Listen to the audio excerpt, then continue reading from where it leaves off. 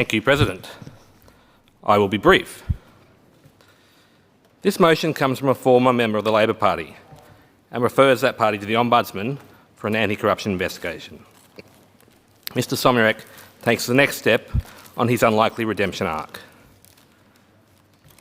Transparency and anti-corruption measures should be applied consistently and in an unbiased way. They shouldn't be used as a weapon to attack political opponents. Mr Somyurek is not an uninterested party. I have no doubt that this motion is intended as a way of getting back at former colleagues for their role in his expulsion. They fought dirty to oust him, and he's fighting dirty to get them back. All the more reason for this investigation. The use of corruption exposition as part of factional infighting is yet another form of misconduct evident within the Labor Party. We need to clean this mess up.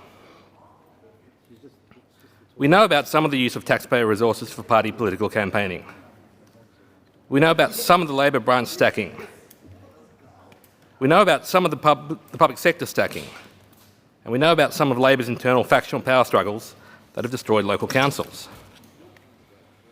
With new information, some of it from Mr Somyurek himself, it's clear that these behaviours run deep.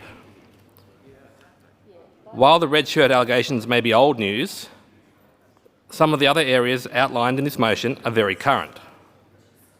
The use of taxpayer-funded workers to run Labor's social media and to manufacture and coordinate online campaigns and Twitter swarms is a very live issue. Now, Victorian governments of all shades have a long history of misusing of taxpayer resources for party political purposes. But there's never before been a government doing it on such an industrial scale as this one. The accumulated muck within these Organ stables is so high, perhaps the Yarra River will need to be diverted through this Parliament and through the government offices, through the politicised public service and the police force, in order to cleanse them. I don't want to dwell any longer on the allegations. They need to be investigated, and that should be obvious to everyone. Instead, I'll finish with some reflections on the MPs in this place that will not support this motion. The Greens, the hypocritical Greens. They claim to be a check on government corruption and overreach. But when the rubber hits the road, or perhaps when the coal hits the power station to run all those new air conditioners for renters, it turns out they have no interest in good government. Just like everything else they claim to stand for, the Greens' only purpose is to posture, not to create change. At the end of the day, the Greens are part of the swamp. They have no interest in draining it. They wallow in it while pretending to be offended by the smell. Voters should be clear. Any crossbencher who will not support this motion has no interest in good government.